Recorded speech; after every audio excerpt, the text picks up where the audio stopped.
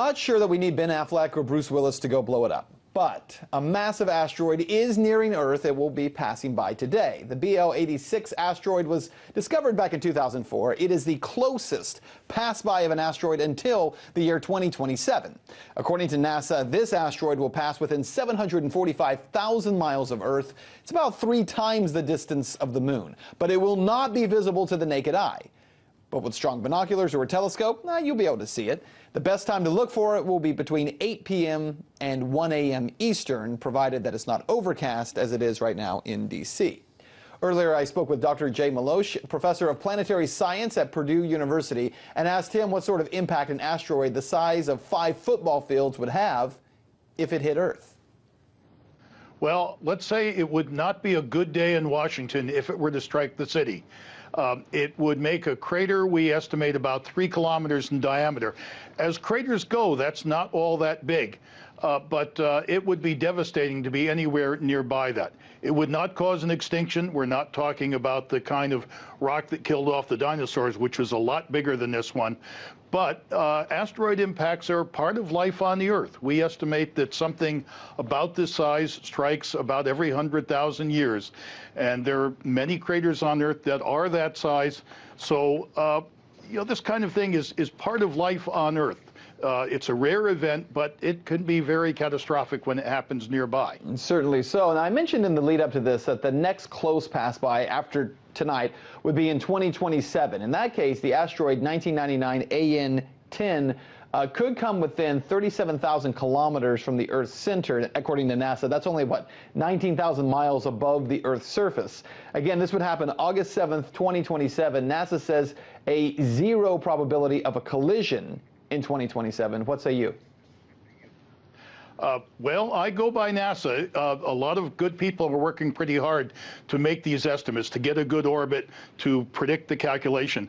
NASA is pretty good about this. We can navigate spacecraft to where we want them across the solar system within a couple of meters accuracy. So this is the sort of thing NASA is really good at, and I think that estimate, backed up by many other agencies doing the same sort of calculation, is a pretty good one. Yeah, and as you said, a lot of this really is truly a science in terms of gauging the distance and the direction and the trajectory of these asteroids. But things can change, obviously, in space because it's a dynamic situation there.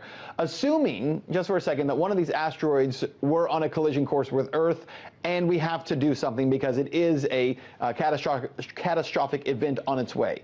The very Hollywood creative response would be to launch nukes and blow the asteroid apart. In reality, would that actually work? Would that be a feasible plan, or is that Hollywood nonsense?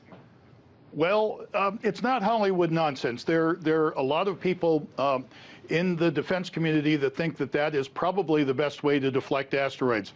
Many of us in the scientific community think that there are better ways to do that. But a lot of it boils down to how long in advance do we know that they're going to make an impact on the Earth, and how far are they away?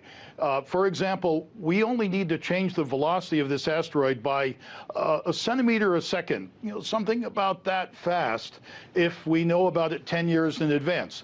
There are a lot of ways of stopping an asteroid that do not involve nuclear weapons that could be deployed 10 years or even 5 years ahead of time and turn a direct hit into a clean miss. If we found something that we're coming in, at the last minute with only a few days warning, probably nuclear weapons would be launched. But it's not a preferred strategy by most of the world outside the defense community. We talked a minute ago about unintended consequences. Are we looking at the same type of situation there where you might have, now nuclear charged rocks falling to Earth? Well, that would be one of the consequences. That's right. A detonation just before impact would allow a lot of the debris to hit the Earth. One thing we don't even know is it better to have a concentrated hit in one spot by a concentrated object, or is it better to bust it up in a lot of fragments and then have the fragments fall over a larger area? I don't know the answer to that, and it hasn't really been studied yet, but it's something that needs to be looked at. If you were just one area and you knew exactly where it was going to be, good old-fashioned civil defense could be pretty effective at clearing the area and turn a disastrous hit into a media event where we'd all watch it at a safe distance. Well, certainly we hope that it all remains theory and never has to be put into practice. Dr. Jay Maloche, professor of planetary science at Purdue University, thanks so much for your insight. In New York City this morning after the shooting of 2 more NYPD officers. Both are expected to survive. The shooting comes with police on high alert after the murders of 2 officers last month in Brooklyn. 2 suspects involved in the shooting that took place around 10:30 last night. Surveillance video shows the moment the officers came up against the suspect's gunfire. As they approached the individual, one male was outside, one went inside. They approached the male outside when the male inside began firing at the officers through the doorway. That deadly shooting at a veterans medical clinic at Fort Bliss in Texas is under investigation. This morning, the gunman killed 1 person before officials say he shot and killed himself. It was a busy afternoon at the Veterans Affairs Clinic at Fort Bliss in El Paso when reports of an active shooter came in at about 3 o'clock. The VA ordered everyone to shelter in place while authorities searched for the gunman. The suspect shot and killed 1 person before turning the gun on himself. Colorado Springs, Colorado. The FBI is actively investigating an explosion outside the local NAACP chapter.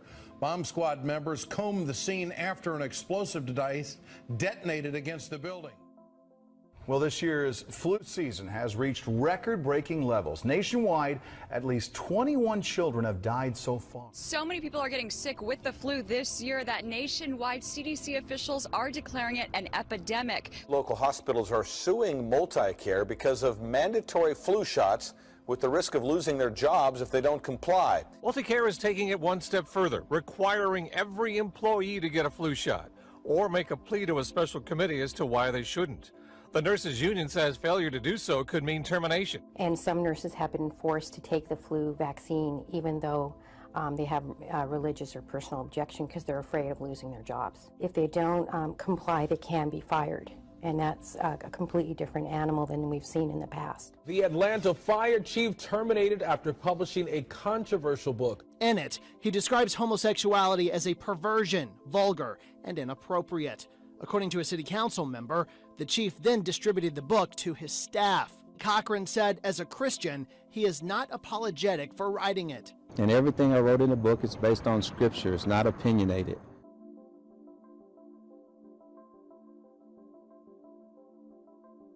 Newsweek magazine's latest issue is it's a piece bashing the Bible. You can see the cover there. The cover declaring the Bible so misunderstood, it's a sin.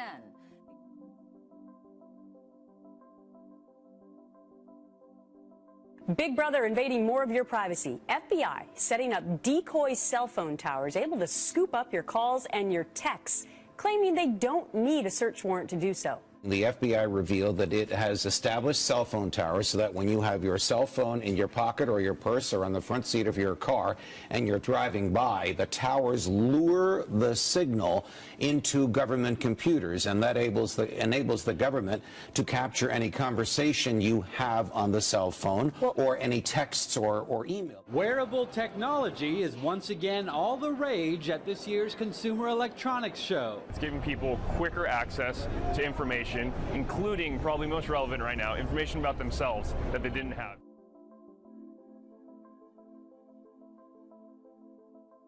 The biggest concerns for everyone who uses technology right now is hacking. Some people say the key to staying secure may actually be getting rid of passwords and PIN codes. We are working with all the major banks in the United States and overseas and many other companies to replace usernames and passwords. Now that transition, once that happens, you won't have to enter a username and a password and merge it to your biometrics. Just like you see mobile payments are changing little by little, starting to use your fingerprint, this is a step in moving away from passwords. You've seen a lot of options, fingerprint technology, Hector's app, OneU.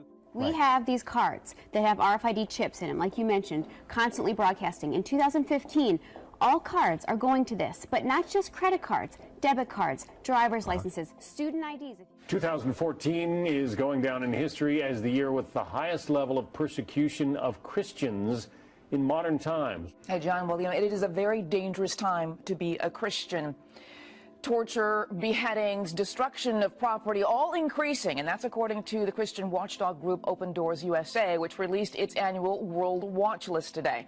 Although North Korea and its brutal imprisonment of Christians tops the list of 50 countries hostile to the faith, Islamic extremism remains the #1 threat. The world is reacting tonight to a terrorist attack in one of the great world capitals that prompted an urgent manhunt and a frantic effort to identify 3 men. Today in Paris, in broad daylight, masked men entered the editorial offices of a satirical magazine. Their target in the heart of Paris was the satirical magazine Charlie Hebdo. Minutes later, more killing as police officers confront the gunman. One attacker walks to a wounded officer and shoots him point blank. France is on its highest terror alert. More than 80,000 security forces have fanned out across the country. Officers blocked roads and searched houses in the Picardy region north of Paris. As darkness fell tonight, the hunt continued. Police are going through towns and villages across this entire area. They're on foot, they're going door to door looking for any possible hiding places. France is reeling from bloody twin sieges in Paris and near the capital, which left 4 hostages dead and 4 others critically injured. Helicopters flew overhead while snipers took positions on nearby rooftops. It was a heart-stopping finale. An entire nation on edge, much of the world watching. 2 hostage standoffs and raids unfolding, just minutes but miles apart. Here's the point. There's been a very serious push from the left saying, let's not over-militarize our cops. That should put an end to that discussion right now. We should over-militarize. We should continue to do that. One last thought. I'm sorry. No, after 9/11, I was in the building at 9/11. Right after 9/11, there was the New York City cops. What they did was they did these shows of force. Heavily armed cops would walk around buildings. They'd show up anywhere. 12 cop cars would line up. They'd get out with the full body gear, with the machine guns, ready just to show the bad guys they're there. That's kind of gone away. Maybe it's time to bring it back. You want It's to live not in a intimidating. police state, though? No, I don't want thing... to. It's not a police state. Okay, Kennedy. but let It's me... a safe. We begin in France with a massive national day of unity. All those world leaders led by the president of France, by his longtime political rival as well. You see Angela Merkel, the German chancellor there. Others, we saw Benjamin Netanyahu, David Cameron, Mahmoud Abbas, all gathered in one place, all going to lead a very, very large crowd. This is an unprecedented moment, Steve. We're hearing more than 1 million people. Dozens of world leaders expected here today, including the German chancellor, prime ministers of Italy, Turkey, Israel, Jordan's king and queen, Spain is here. Well, one thing we learned early on about Pope Francis, meanwhile, is the new boss is definitely not the same as the old boss. Next year, the pontiff's focus will be on change, not his own, but climate change. A new blast of Arctic air has temperatures plummeting across a big portion of the country. It is 30 below zero in Riverton, Wyoming, and a snowstorm in the southwest dusting Las Vegas and blanketing parts of California. The snow fell so fast in Southern California, more than 200 motorists became stranded on winding mountain roads overnight. By morning, the storm had dumped more than 6 inches of snow in low-lying valleys, breaking a snowfall record set in the 1800s. I've never seen this in my life, so it's a lot of snow. Mentioned Catalina, that's where a fierce windstorm turned deadly. The high winds and choppy water slammed boats ashore in Avalon Harbor. One witness described it as like a witch's cauldron, with the wind whipping up from all directions. Another, a man who's lived on the island for 45 years, says he's never seen anything like it. Boats ripped from their moorings. A massive bushfire in South Australia has destroyed homes and is putting people's lives in danger. The fire is out of control on several fronts and threatening the outskirts of Adelaide. With conditions described as the worst since 1983, there are fears that further wind changes could accelerate the fire. Smoke from the affected area northeast of the city can be seen from far away. Here in the United States, though, a massive Arctic front is plunging much of this country into a deep freeze today. Temperatures are below zero in several northern states. Iced over roads Tuesday, causing hundreds of accidents. An invasion of Arctic air could send temperatures plummeting to 25 degrees below in parts of the Midwest. In Iowa, the deep freeze may have played a role in this water main break, crumbling this road and opening an 8-foot crater. Fierce waves crashing off Muskegon Harbor left the 48-foot-high lighthouse covered in ice. Look at that. A blanketing, ferocious band of snow, lake effect snow in Michigan, so powerful it reduced visibility to zero and led to a deadly pileup of well over 100 vehicles on the interstate I-94. A stretch of Michigan interstate looked and sounded more like a combat zone. A winter whiteout causing a massive pileup, shutting down a section of the I-94 in both directions, killing 1, injuring 22. Police say 123 vehicles, 65 of them semi-trucks, slammed into one another. Some burst into flames. Another fatality and injuries reported in this 50-car pileup just outside Ann Arbor. To New Zealand now, where the South Island was rocked this morning by a series of strong earthquakes. The most severe tremor measured 6.4 in magnitude, the second biggest since the devastating 2011 quake. Reported on those earthquakes in Texas, felt in and around Dallas. Well, tonight, word of yet another one. Now, 11 earthquakes in just the last 24 hours. And, of course, the new concern over what's causing this. Yep, we're having an earthquake. You think California, Japan, maybe Mexico, but Texas? Did we just have an earthquake? Yes, ma'am, I believe we did. In the last 24 hours, nearly a dozen small quakes clustered near the town of Irving, leaving Texas-sized cracks. This video footage captured in Israel shows a woman struggling to walk down a street in a central Israeli city. This storm caused power outages that left tens of thousands cut off from electricity and heating.